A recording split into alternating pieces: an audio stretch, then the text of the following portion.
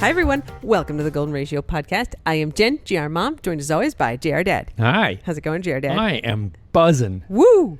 I'm banging. I love it. I just had dinner. Yeah? I'm having a little California sparkling wine. You can call it champagne. It's not champagne. I'm doing well. Speaking of, the cocktail of the week this week is carbonated Malort. Several people sent this to me. The first the one, Soda Stream guy. Yeah, first one was friend of the squad, Kathy. It's a dude, and he fills up a little Soda Stream bottle. That's the thing where you can make your own seltzer water with Malort, and tries to carbonate the Malort. He's quite complainy about the whole process. Like he's not very positive about the process. You're not supposed to use a Soda Stream on anything except water. He seems grumpy about the whole thing. It will force carbon dioxide into whatever you want, but it doesn't dissolve really well in stuff other than water. So, like, you put a lot in there, but it goes fairly flat pretty quick. But it did seem like it held some of the carbonation. Yeah. And he proceeds to pour himself one and then a second glass of carbonated Malort as though it were seltzer water and drink it all drinks together. it without ice, straight up, while saying it tastes terrible. But I mean, he consumes like 3/4 of a bottle of Malort in the video. I am a little scared watching it. He might be dead. I'm sure he's posted since. I drink healthily or unhealthily, but I would not take half a water glass basically full of Malort. Yeah. I don't think it was cooled. I think he just injected the soda into it, right? Good point. He just took warm, room temperature Malort, put it in a Soda Stream, fizzed it up, and then drank it. Yep. No wonder it didn't taste very good. Yuckers. Colder is better with Malort. Anyway, if that's now a cocktail, it's a real. I don't think he didn't seem to think it was an improvement on the flavor. We could always try it. I don't know. It's not like our little cans of Malort and what? Oh, the Malort Spritz. That was good. Hibiscus and grapefruit. It's like a grapefruit soda. Yeah, if you add grapefruit, and those are carbonated, right? Mm-hmm. Those are tasty. That was good. So you can neutralize some of the, armpity type taste. I have made good cocktails with Malort. I stand by it. I think I like Malort too, but it's kind of like truffles or like, weird mushrooms or something. It takes some getting used to. It's a very organic flavor. You may be the first person ever to equate Malort to truffles. Well, truffles are a weird flavor too. Yeah, I love them. I know, me too. But it's a very strong flavor. All right, it's time for Administrative Corner. What? I love Administrative Corner, but that came fast. Well, I believe we careening around the corner like Tokyo Drift. Administrative Corner. We have a couple items. Thing number 1, there's like 12 hours left to get yourself a guac plushie, and there will be no extensions. Yeah, this was already the extension. Yep. So go ahead and get one. About 2/3 of the people who requested plushies because they didn't have it in their budget are going to get one. Yep. We had, I think, 306 requests and 185 donations. 2, yeah. Remy, hush. Remoulade. Rem's real wound up tonight. Yeah. So yeah, it's 15 hours left right now, but of course, nobody's listening right now. It's noon EST is the cutoff. So Eastern Standard, New York time. Yep, on Friday. So if you're in some other time zone, it's not noon for you. Indeed. It's going to be different. Let me put Remy in a quieter spot, okay? Yeah. All right, we got Remy some private space. Yeah, it's guac chomping Ella, and it upsets Remy because nobody's playing with Remy. Yeah. He's been on edge all day. Our friend, 2-time Pulitzer Prize winning journalist Gwen Filosa and her dog Sergio came over today. And Remy, we don't have Remy play with Sergio because Remy's not trustworthy. Sergio's a very good boy, but Remy is not. But I think he sensed the presence of another dog. It's possible. I also think I'll give him some slack because yesterday was a real thunderstormy night. Big thunderstorm. And so he's probably got a thunderstorm / trazodone hangover. Yeah. Who knows? Anyway, get yourself a guac plushie. It has a little detachable Blowha, and I was making a video a couple days ago to post to remind everyone. And Guac was sleeping, and I gave him his little plushie, and he has a little paw over it. And as I was filming, as always happens, Ella came up, and she's like, I want to be in this video. And she tried. I also want this toy. Remy may have to go in his house in a minute, his apartment. But she tried to pull the tiny Blowha off the plushie Guac. And, right, very, very gently, very gingerly, she walked over. Very slowly. Yeah. And then as soon as she touched her mouth to it, Guac raised his head. He didn't snap at her, but he was like, no. And she was like, oh. Get busted. Yeah. We can't. Yeah. All right. We're going to settle these dogs. 1 second. It's a lot quieter now. I know. I feel like yelling "Serenity now" every time that happens. Okay. Anyway, get your Guac plushies. You can have your own Blowha. You don't have to steal from Guac. Yeah. We are not liable for the little Blowhas getting eaten and swallowed by every pet you have. I mean, parrot could swallow it. Probably an iguana, probably a gecko could swallow it. That's but true. A dog and a cat, cats are smarter. A dog definitely would be like, ooh, Blowha. Yeah, that's true. On the other hand, it won't do any harm. No hard parts, no metal, no magnets. Should just take care of itself. It should. Don't eat it anyway. Biodegradable. Yeah, actually, you got to take back that last thing, because then even though you said we're not liable, you made sort of promises of that it's not harmful, and it absolutely could be. I take it all back. Okay, thanks. Be careful with those little Blowhas. We have a... Shark. Yes, we have a news story for Administrative Corner. I love Administrative Corner and its news stories. The headline of this, from the vaunted journalistic institution, the New York Post, is cannibalistic intern fired from New York City law firm for biting up to 10 coworkers. Report. Boy, that's... I mean, I was going to say it's inflammatory, but it is a fact that this, I think, summer associate was biting people. So you can only make that... I don't know how much more extreme you can make that.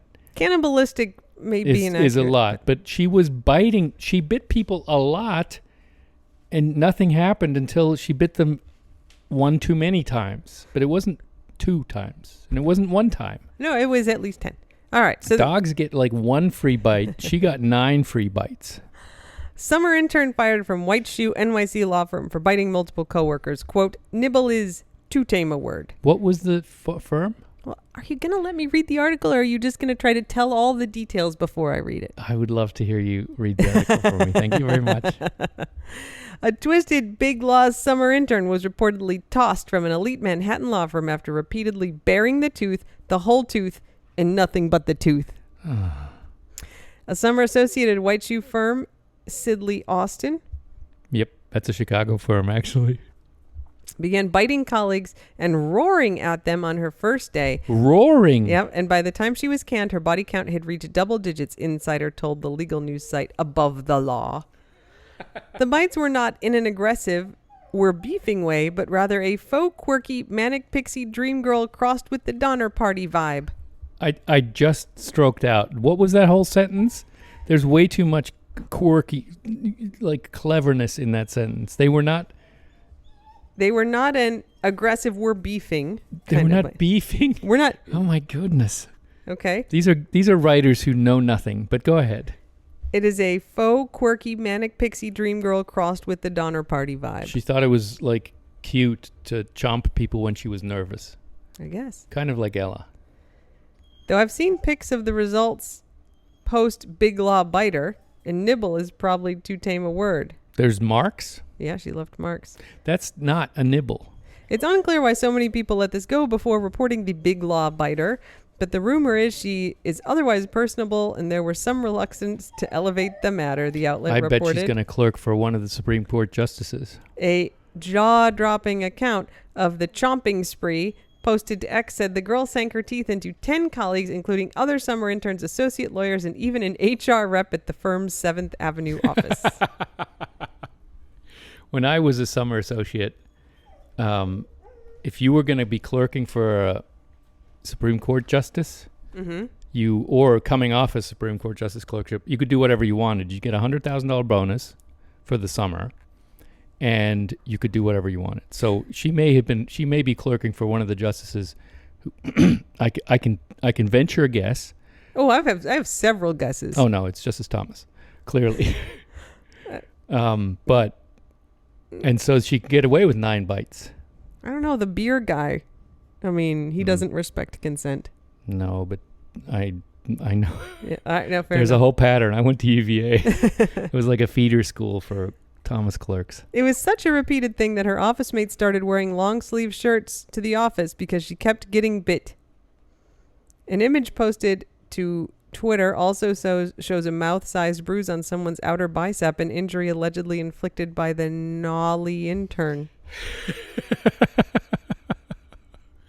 Like, how is this? How you can? How do you get raised like this? How does anyone progress beyond?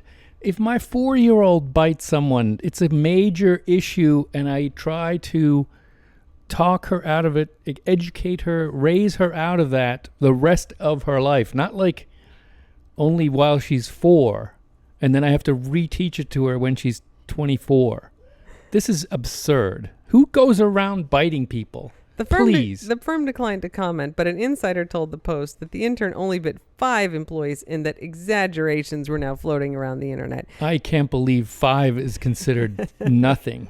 For Pete's sake, 1 is bizarre and should be it. You can't work in an office if you bite people. People are outright making things up at this point, echoed a Reddit user who claimed to work with the masticator at Sidley. I just want people to please remember that there's a human being on the other side of this story, someone whose mental health is a genuine concern and who probably is feeling like her life is ruined right now. She made a stupid mistake 10 times. I know, And right? has paid the price for it. She's not named in any of this She's stuff not, as far as I've seen. I don't think she has she went through law school. She's at a top law firm, one of the biggest law firms in the world. She's not having intellectual problems. She just likes to bite people, and no one has ever told her you can't bite people enough, I guess.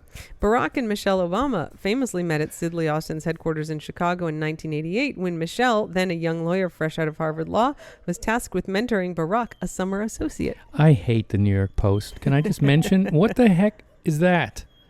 Just slamming someone. Now I think of them biting each other. This is just classic guilt by association. That's a you problem. No, why would you mention that in the article?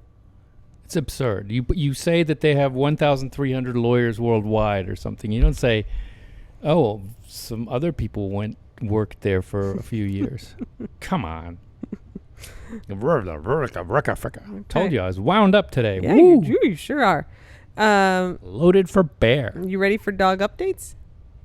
Yeah, I suppose. I guess I can calm back down. So Ella's in the crate now, crying as though she's... Boredom apparently hurts her. I think boredom actually inflicts pain on her. What are you, some kind of Generation Xer? Wait, you're a Generation Xer? Xer. Xer? You're some kind of internet kid? Shut up. Speaking of Ella wanting out, last week you were planting some flowers. Remember how you gotta set this up. Remember how we were so happy to have the fence? Literally on last week's podcast. Because every podcast, right? Because I say it at least once a day. I'm like, it is so much better having the fence there. When we had the dog sitter there the other day, so much better having the fence there because it restrains them. When Guac couldn't go swimming because of his ear, we were like, oh, thank goodness we have that fence because he can't swim when he has a cannula in his ear and just lets the water into his ear. Yep. So we've been praising that fence and the new setup. So on the forbidden side of the fence, Inga was planting some extra flowers that I had bought, and Nugget wanted to be with him, and that part of the fence, which is sort of where you see them all the time by the little key lime trees, there's a slope, and so part of the fence has a slightly larger, I would say 6-inch gap. It's like the fence is straight and the ground is sloped. And so she figured out, she really wanted to get to Ingo. She figured out if she laid on her side and pushed with her back feet, she could slither like a snake through that tiny gap. And so Ingo called, I wasn't home, and Ingo calls me on the phone and he's like, guess what she did today? She laid on her side and slithered through and got to me. He's like, but she probably won't ever do it again because she only wanted to get to me. And I was like, what's wrong with you? Every time she masters an escape skill, she immediately adds it to her repertoire and executes it every time she can. That's right. You were like, this is now, the dam has been breached. There's no way she's not going to keep doing it. That fence is non-existent for her. And sure enough, you came and met me in New Orleans for the weekend, and the dog sitter texted, and she's like, by the way, I'm leaving your house an hour late because Ella somehow made it onto the other side of the fence and took herself for an unauthorized swim. And I was like, yes, she has learned she can slither through this tiny gap. Ingo? I didn't teach her. No, but just that you were like, I don't think she's going to use it again. I mean, that was dumb. So the gap is now blocked by rocks.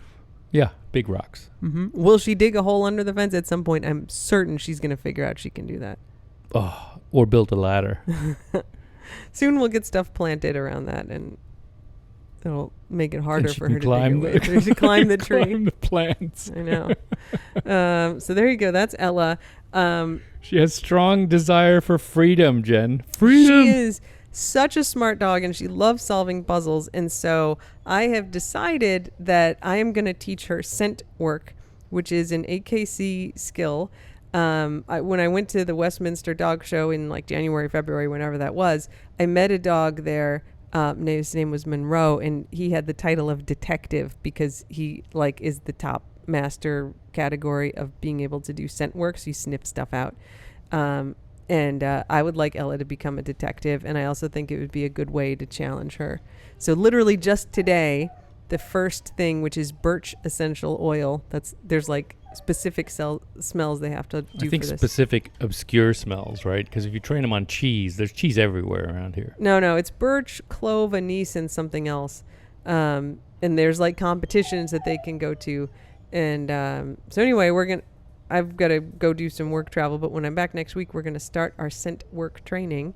I'm going to try it with everybody, but I think Ella is going to love it because she's going to have to like sniff stuff out, and it's like a task and a challenge, and she needs to channel her exceptional mental energy into something other than mischief. She is both the criminal and the detective. Oh, I like it. I like it. She can investigate her own crimes, but she can't stop herself. I see you frantically holding your phone there. Is there a thing that you are waiting to share? Yeah, speaking of freedom and wanting freedom, how about Olga the Elk Cow? That does not go in dog updates. You can put the Elk Cow in Ingo Corner. Okay. That's what I'm looking up. Oh, you Mystery can wait. solved. We got shit to talk about before we get to your Elk Cow. Okay, but it was a great segue.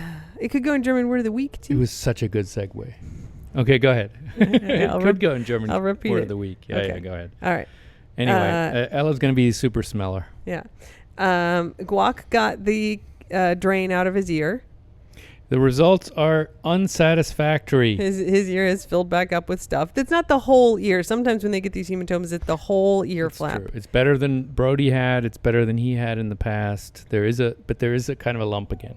Yep. So we're just going to see what happens. Grape size. Yeah. Smooshed grape size. Yeah. But he was very happy to get the cannula out. And I think generally has been much happier, especially since the doctor said he could swim again. Yes. So that made him quite happy. Yep. Feta also got to go to the vet because Feta is itchy. And she is just an itchy girl. Been itchy, and we kind of figure it's allergies, so we've switched her food. She's now switched over to lamb and rice, and but she also got a Cytopoint shot. Yeah, we met a new vet. There's a new vet in the practice, or at least he's there now, and he has he's pretty convinced that most chicken-based foods create have a higher risk of creating allergies, especially in golden retrievers. There was some study done, and so he's a big believer in getting dogs off chicken-based foods, which is not that easy because a lot of their foods is chicken-based. Yep. No more chicken snacks. Not for feta. Nope. I mean, I have a backlog, so Remy's getting a lot. Yeah, that's okay. Yeah. Feta's switching her food. She's in the middle of switching. Mm-hmm. Mixture. Yep. Other than that, Zola is doing great. Remy is doing his normal thing. Yep. So that's good. Yep. And Ella is complaining like crazy in her crate. Annoying. So whiny. All right. It's time for Taste of the Keys. Do it. A 43-year-old Key West, Florida man harassing other residents was arrested Sunday after resisting/kicking a sheriff's office deputy. There were no serious injuries reported. Michael Joseph Morrissey was charged with battery on a law enforcement officer, obstructing law enforcement, and resisting arrest. The sheriff's office was called to the 6400 block of Front Street on Stock Island at approximately 9:42 p.m. regarding a disturbance. Morrissey was yelling racial slurs at residents as well as throwing rocks at people and vehicles. He refused lawful orders, pulled away, grabbed, pulled, and kicked a deputy attempting to restrain/arrest him. He was taken to jail where he continued his combative behavior. Yeah, I think that's bogus. Oh. They didn't charge him with any underlying offense. All they're charging him with is like he didn't go willingly into arrest. Did he? There's no underlying charge. Interesting. All this other stuff seems to be, you guys may have a case, but you didn't charge him with throwing rocks. You didn't charge him with yelling at people. You just charged him with, being... Who knows what he really did, right? Resisting arrest, I just completely roll my eyes so far into the back of my head Fair enough. that I can see the back of my head. I don't know what the visual is there.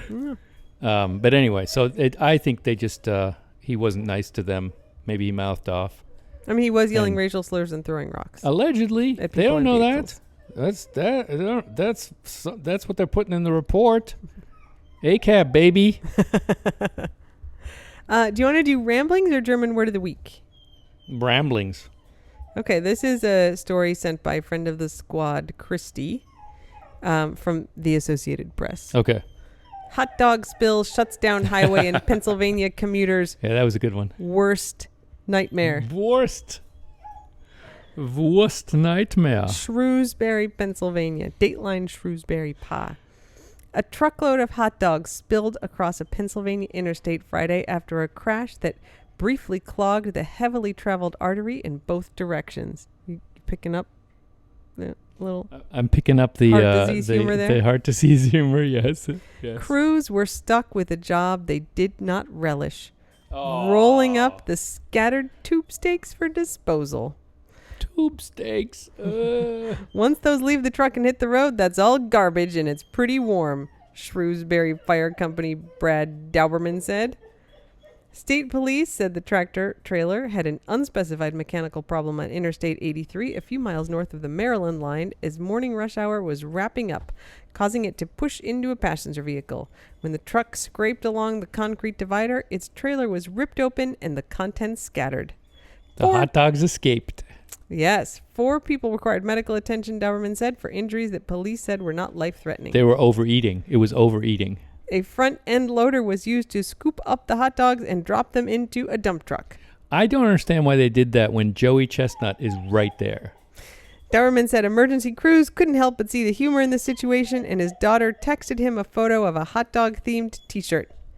I can tell you personally, hot dogs are very slippery, the fire chief said. I did not know that. I did not know that. What are you, like, health food guy? Huh. Come on. I just think there's hot dog experts out there.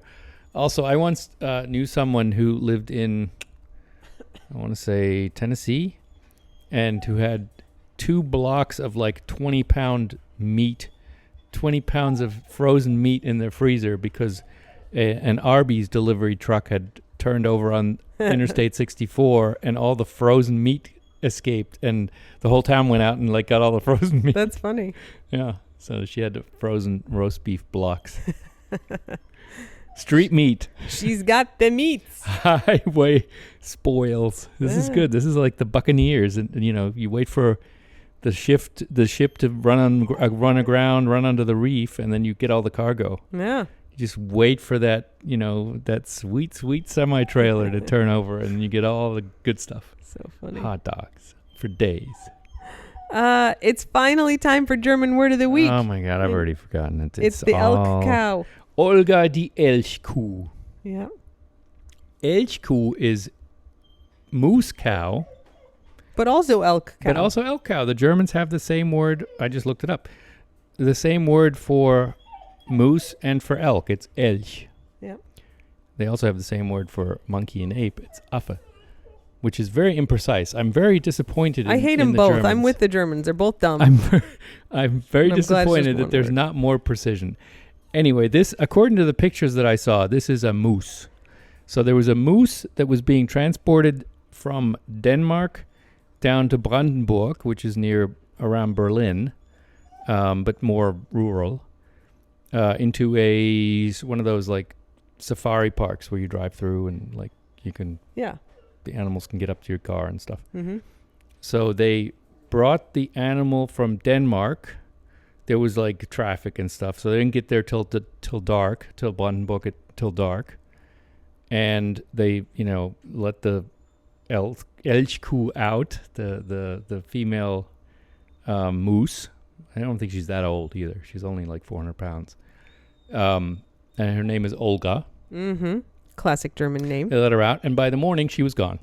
She had escaped. Good job, Olga. And she was gone, and she has been sighted. She was being sighted a lot because there's a lot of forest around there, and she's just hanging out in the forest. Germans famously love to walk around forests. Oh, they do a lot of hiking. It is a national hobby. A lot of hiking in the forest, and now they all have phones, so there's a lot of pictures of Olga hanging around, dwarfing all the local deer.